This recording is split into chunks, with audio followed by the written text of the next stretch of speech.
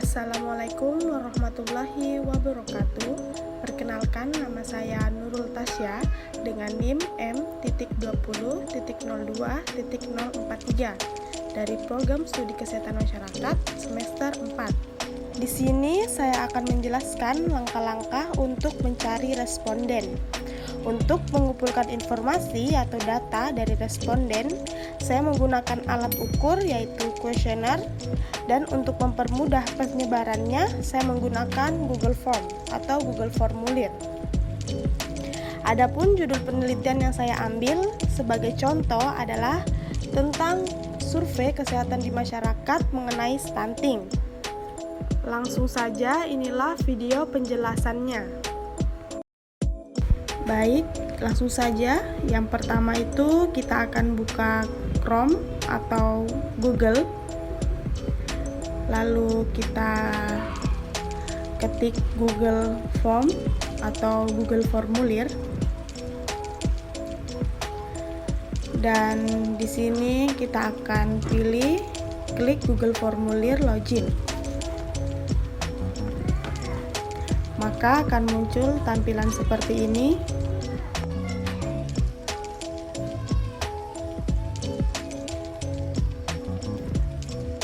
Nah, selanjutnya itu kita akan memasukkan judul kuesioner.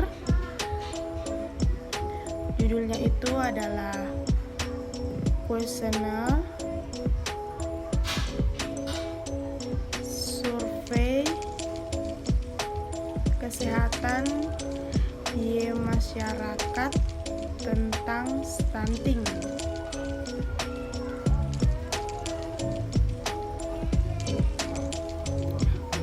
Selanjutnya untuk deskripsinya langsung saja kita dapat memasukkan kalimat seperti ini.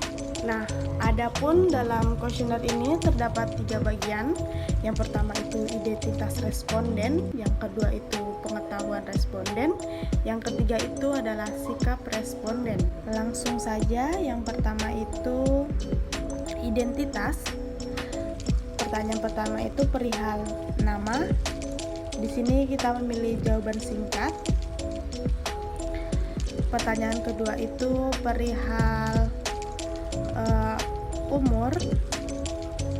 Di sini juga kita memilih jawaban singkat. Dan untuk pertanyaan ketiga itu perihal alamat. Dalam pertanyaan alamat ini kita memilih paragraf karena kita membutuhkan alamat yang jelas, sehingga kita membutuhkan jawaban yang panjang. Kemudian pertanyaan selanjutnya itu mengenai pekerjaan. Di sini cukup kita memilih jawaban singkat. Selanjutnya itu jenis kelamin. Di sini kita memilih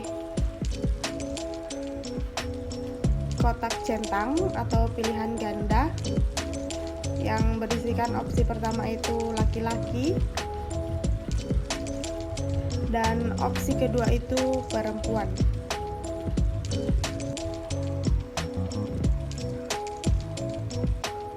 Untuk pertanyaan mengenai identitas yang terakhir yaitu mengenai pendidikan terakhir responden.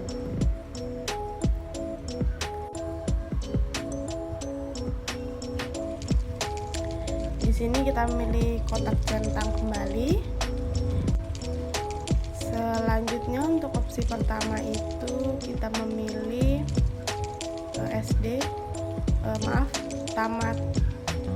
tamat SD. Untuk opsi yang kedua kita tamat SMP atau SMA, dan untuk opsi yang ketiga itu diploma atau sarjana. Dan untuk yang terakhir itu kita ketik tidak sekolah. Saya rasa sudah cukup untuk identitas responden. Selanjutnya masuk ke pertanyaan pengetahuan untuk responden. Setelah kita tambah ke bagian 2, selanjutnya kita masukkan judulnya yaitu pengetahuan. Nah, selanjutnya dalam deskripsi dapat ditulis dan dapat juga dikosongkan saja. Langsung saja untuk ke pertanyaan pertama, yaitu apakah Ibu pernah mendengar istilah stunting? Pada pertanyaan ini saya memilih kotak centang atau pilihan ganda.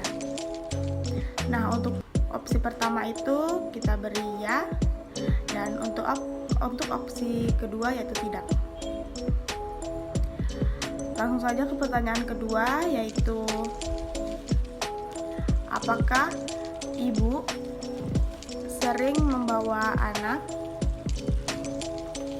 ke posyandu? Seperti pertanyaan yang pertama, kita menggunakan kotak centang, dan untuk opsi yang pertama itu juga ya, dan untuk opsi yang kedua tidak. Selanjutnya itu pertanyaan yang ketiga. Untuk pertanyaan ketiga itu adalah apakah terdapat kader posyandu di desa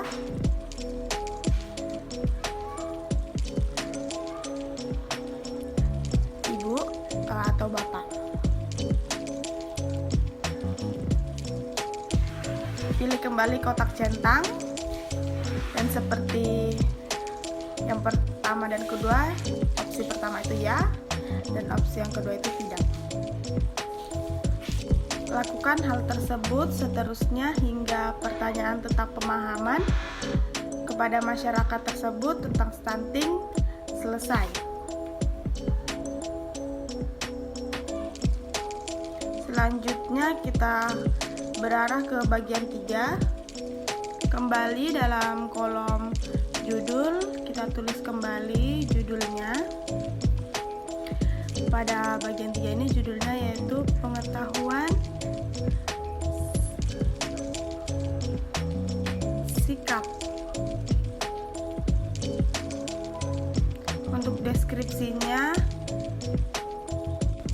cukup kita memberikan keterangan tentang opsi jawaban, yaitu SS yang artinya sangat setuju,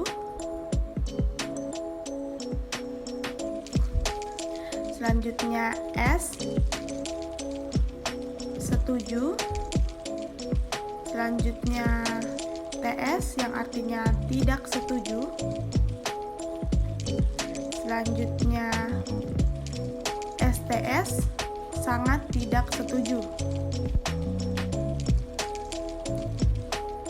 Kemudian untuk pertanyaan yang pertama tentang pengetahuan sikap masyarakat, yaitu yang pertama itu sebelum balita berumur 6 bulan,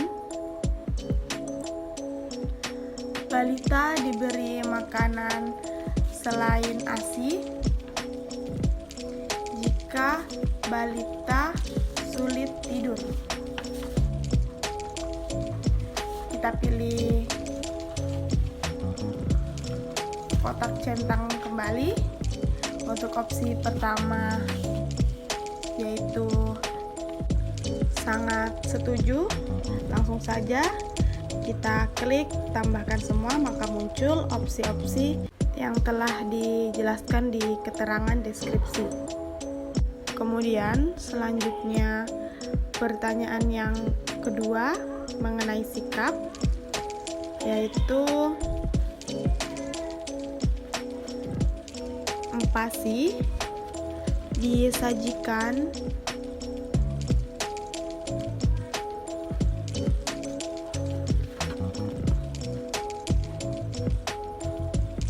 padat gizi dan bervariasi.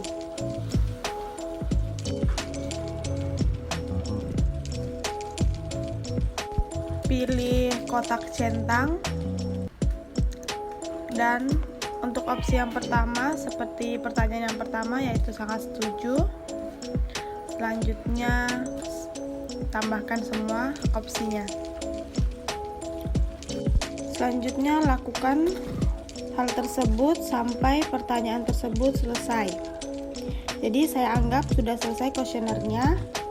Jadi selanjutnya ini bisa kita kirim untuk persebarannya guna mendapatkan informasi data dan responden. Di sini kita menggunakan link. Selanjutnya salin link, perpendek URL, agar kita bisa share ke grup WhatsApp.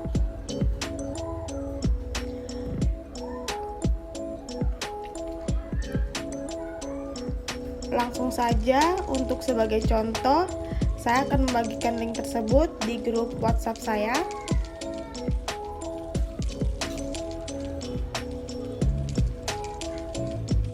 Baik, jadi itulah langkah-langkah untuk mencari responden dengan menggunakan tolak ukur kuesioner.